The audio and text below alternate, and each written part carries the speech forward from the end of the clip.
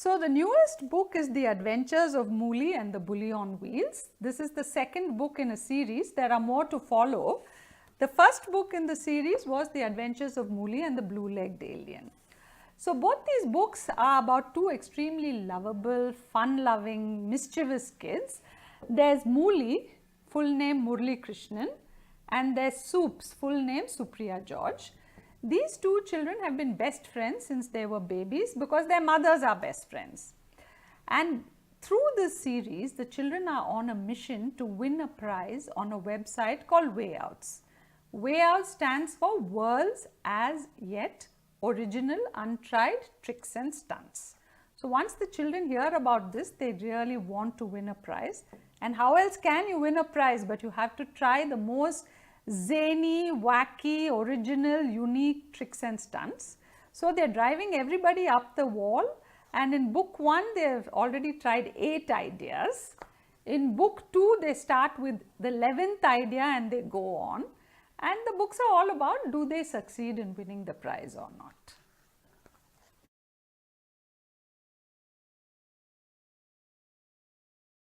So Soups and Mooli are the best of friends. They are both very fun-loving. In one way, they are very similar because they love taking chances, they love trying out new things, but they are also very different characters. And so Soups is a very bright little girl. She is a maths whiz. She always comes first in class, but at the same time, she loves wearing very sparkly headbands and sequined t-shirts and that kind of thing. And Mooli is a very meddlesome and curious character. So his fingers will always, he cannot sit still without pulling the beads or tearing the paper, and every single day his mother will have to tell him, stop meddling Mooli. And so they are on this mission to win a prize on Wayouts. Now the kind of prizes that have already been won is like there's a barber who's cut the hair of 2 clients at the same time. So for these two to match up to that, they really try all sorts of things.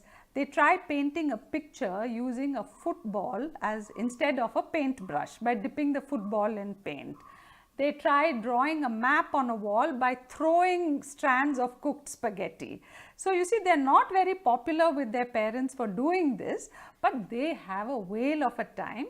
And as the books progress, here when this book starts, they're already at idea number 8.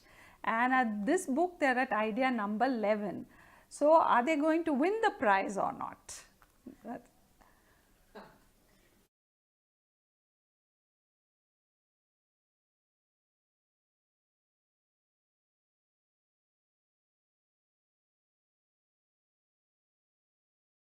Yeah, so both these books are chapter books and they are in a series. And chapter books are meant basically for children who are making the transition from picture books and from reading very little text on a page into reading full chapters. And the beauty of using the chapter book is that it's a single story over whatever 8 or 10 chapters. So the parent or the teacher can start by reading one chapter. And then as the child gets more and more engaged, hopefully they will quickly transition into reading the books independently. So both these books are, so what I have done with Mooli, with these Mooli books is, I have written it using very simple vocabulary, but I have retained, I write it in with the kind of style and flair which I would use for a middle reader book. So it is not stilted, because you want the child to transition very naturally to a stage where they appreciate the style and the language. Then of course, like most authors do for chapter books, I've used several tried and tested authors' tricks and stunts. That is, in both the books I've used a parallel story. So it's not only the story of trying to win a prize.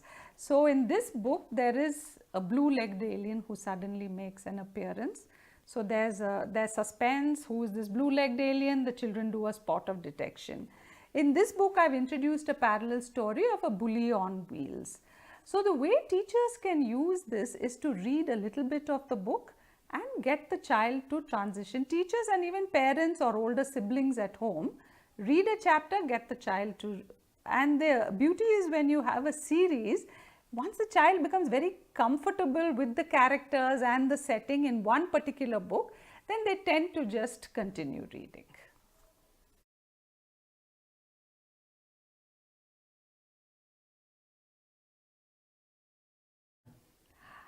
Yeah, humor is certainly a very strong element in my books, and I think it's because I love reading funny stories, so you end up writing the kind of stories you really love. And humor also integrates so beautifully with all the other elements I like to use: adventure, mystery, suspense. And I also, when I write books, I really like to make it most unexpected. So humor just melts seamlessly, it kind of, it really comes through. So I think humor is one of my favorite elements in my books.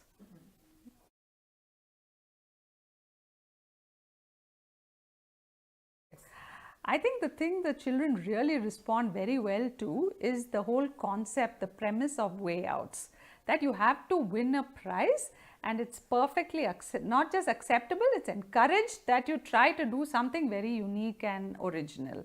So they really love this concept, and they relate very well to the humor. And coming back to the prize on way outs, what they really like is you don't have to do something faster or better or quicker than somebody. Your idea has just something which has to be done for the first time in the world. Then there's a kind of a lot of slapstick humor in this, you're falling. For instance, in this book, they are trying to create a sculpture from toothpaste. So when they're trying their trials, they've hidden a a board with a toothpaste sculpture.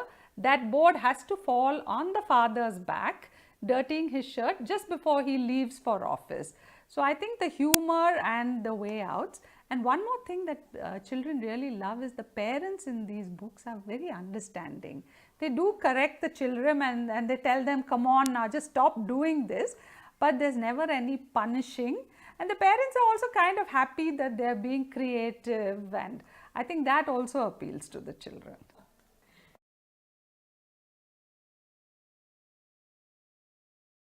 Okay, so since both these books are chapter books, one of the best uses of these books is to encourage reading.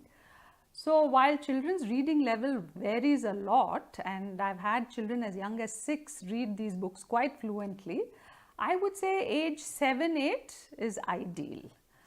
So I have done a fair number of interactions with children based on book 1.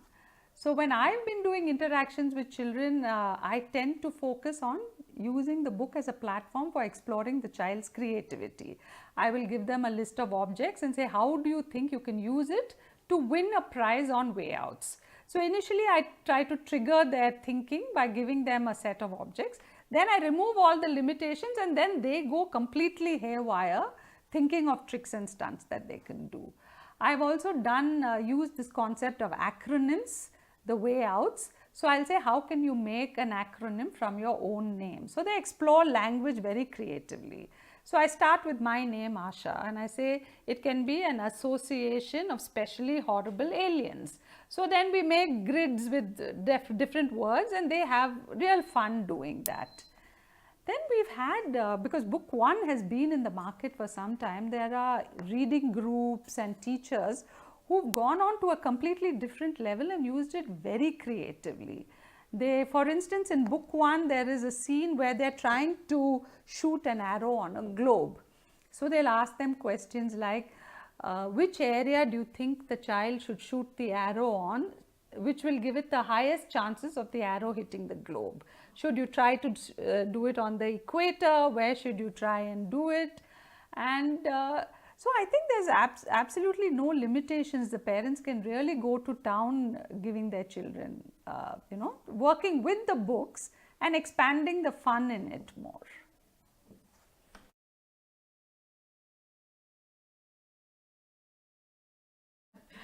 So these are my current favorites. So my absolute all-time favorite is this wonderful book which has been written and illustrated by Rajiv Ibe, Amachi's Amazing Machines. It's about this very resourceful grandmother, and she uses all simple things like the water bottle and her saris to create amazing machines. One day Suraj comes there, Suraj the grandson, he wants to make coconut barfi. So Amachi gets into the act, and she uses her saris, she uses, there's this beautiful picture of Amachi having clambered up onto the tree and the coconuts coming down on her saris. This is an absolutely perfect example of a book which is meant to teach children about simple machines, but you can use it for, you can just get the children to say, okay, how many things in this room can we recycle to make a simple machine? So the possibilities of this book are really endless. This has been another personal favorite, and I've used it, gifted it to innumerable children. Annual Haircut Day, when Sringeri Srinivasan once a year goes to have his haircut and the fun which follows. I feel that children who have access to a lot of books sometimes are not able to interact with a wide variety of children. So I think it's very important for every class library or school library to have diversity in children's books.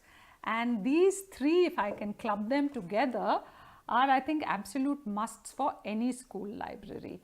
Kali and the Rat Snake, about a little Irula boy.